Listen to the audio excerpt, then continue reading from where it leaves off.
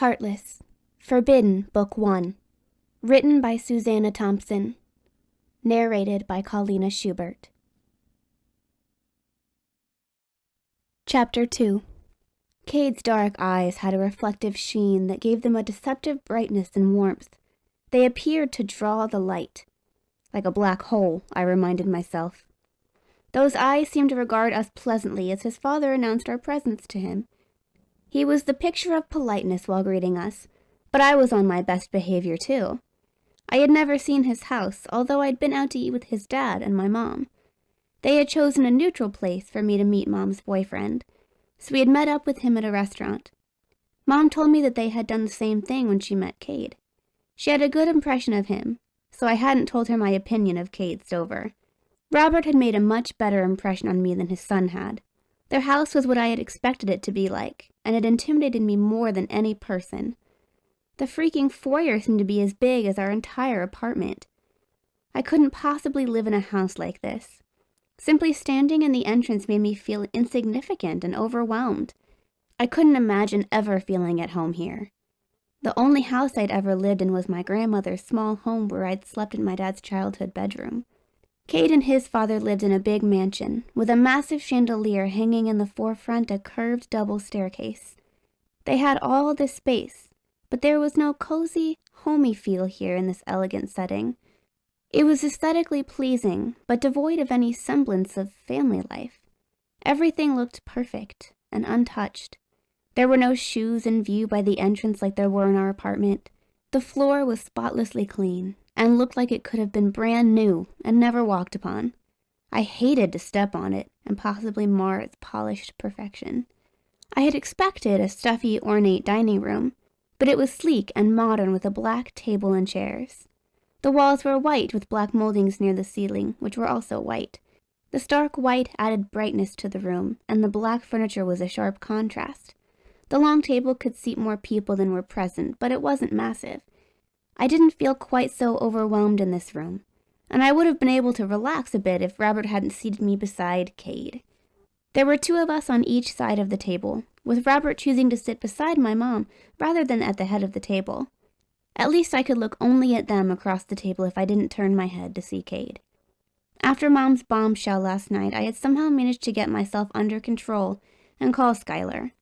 I told her what Cade had said to me. I hated to upset her, but she needed to know what kind of guy he was. Her initial exclamation of shock faded into a more subdued response, which was probably due to her crushing disappointment in the guys she had liked so much.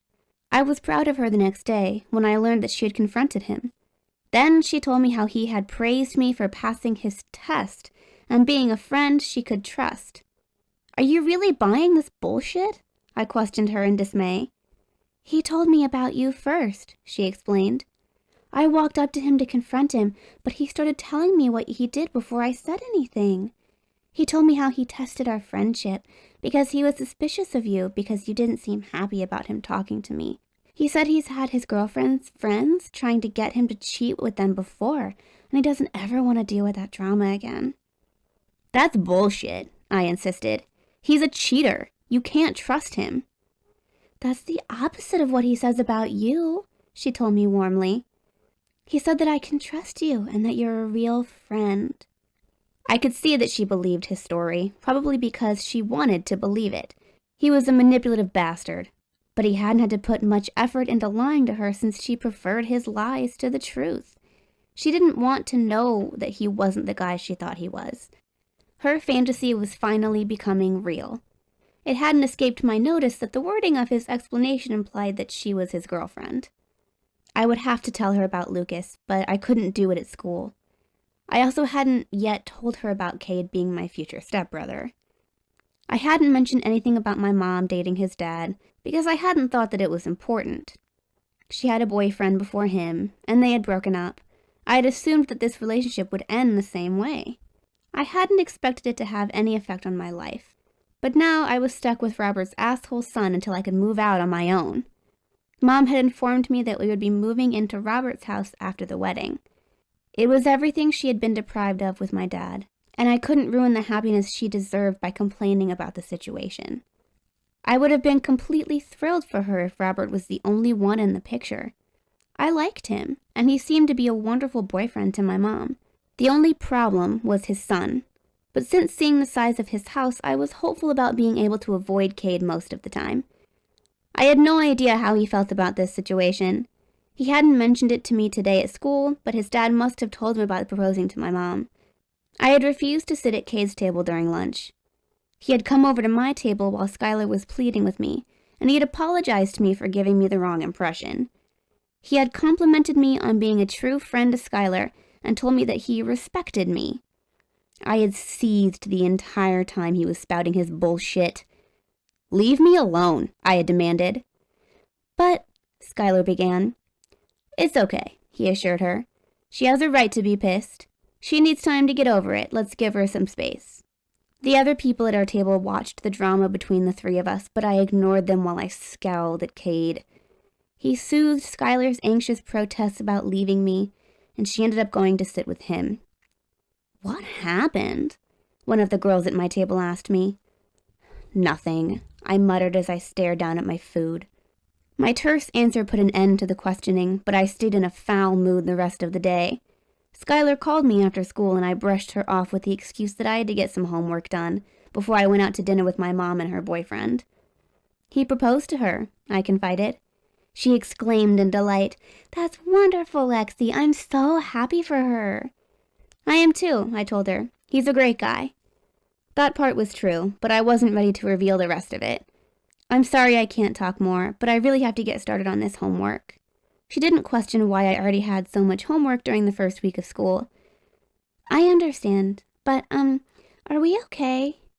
"Of course we're okay," I replied. "I'm not mad at you."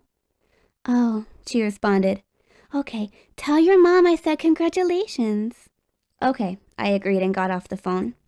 I actually didn't have that much homework, but I decided that I better get it done. It was also a distraction from my dread about going to Cade's house. I had no appetite for dinner, but there was no getting out of it. I had to deal with this for my mom's sake. I grudgingly realized that I would have to tolerate Cade for the foreseeable future, so I went to his house with the intention of setting aside everything else and focusing on being happy for my mom. I could be pleasant and polite. I was sure that Cade would be too in the presence of our parents. I was right about that, and I barely paid him any notice during the meal. They had a cook, and the food was delicious. I was hungry due to being too upset to eat lunch, so I ate everything that was served to me for dinner. Robert discussed his and Mom's wedding plans with us, and Kate and I both responded when the conversation required it. We were having dessert when Robert offered to have my room decorated any way I wanted it. I put down my fork, having lost all desire to eat the cheesecake I'd been craving a moment ago. Wedding plans were about them, but my room was exclusively about me. It brought back all of my anxiety about moving into this house. "I don't want to change anything," I declared. "You haven't even seen it yet," Robert protested. "I'll show it to her," Cade volunteered. It was the first thing he'd said this evening that wasn't a reply to a question. Neither he nor I had initiated any part of the conversation. I looked at him, but his neutral expression didn't reveal anything to me. "That's a good idea," Robert agreed. I silently disagreed with him, but I went upstairs with Cade. He said nothing until he led me into a bedroom and shut the door. This is it. This bedroom was bigger than the living room in my grandma's house, and it had a lovely view of the expansive backyard lawn. 2 walls in here were lavender, and the other 2 were white. The bedding was a deep purple. It was a pretty room, and I commented aloud on it. "Gut it," Cade ordered. His last gold digger had a nympho daughter. This was her room. I snorted at his audacity. "Really? You're judging someone on being a nympho? Ever look in the mirror?" "I have standards," he told me. "She has none." "Meaning she rejected you?" I surmised. "Meaning I wouldn't touch her with a 10-foot pole, let alone my dick," he retorted. "She was fucking more guys than a porn star." "Whatever," I scoffed, although I seriously didn't want to sleep in her bed after Cade put that image in my mind. It was probably all bullshit, just like everything else that came out of his mouth, and I was annoyed that he had gotten to me with it. I was now resigned to redecorating the room, though, even though I hadn't wanted to spend any of Robert's money. "I want to make a deal," Cade stated. "You've got to stop this marriage." "How do you expect me to do that?" I inquired. He regarded me with a surprised look. You're not going to ask me why I want you to stop the marriage? I don't care, I replied. I don't want you in my family either, but there's nothing I can do about it. I think you can if you want to, he countered. I know you think you've hit the jackpot, but I promise you I'll make your life a hell if you move in. Then why are you telling me to change this room? I questioned in bewilderment. I want all traces of her erased from here, and my dad needs a valid excuse to do it. He won't listen to me. You hate this girl that much? I questioned. I don't hate her, he replied. I just want this room sanitized. His response was unexpected, but maybe he was some kind of germaphobe. I wasn't exactly immune to such fears myself, although I knew that just getting new sheets should have been enough. I didn't need to get a new bed, but it would make me feel better if I did. Okay, I agreed, pretending it was about letting him get his way. I'll change the room. And stop the marriage, he added. I still don't know how I'm supposed to do that, I said. They're not going to listen to me. Besides, they seem really happy. Don't you want your dad to be happy? Another gold digger is not going to make him any happier than the ones that came before her, he replied. It'll end in the same mess it always does. He doesn't need to go through any more crap like that. And it'll be even worse this time if he actually marries her. My mom is not a gold digger, I exclaimed. She didn't date for 10 years after my dad. Robert is only her third boyfriend in her whole life. What, she was faithful to your deadbeat dad? Looks like she finally wised up, but she's not using my dad to improve her circumstances.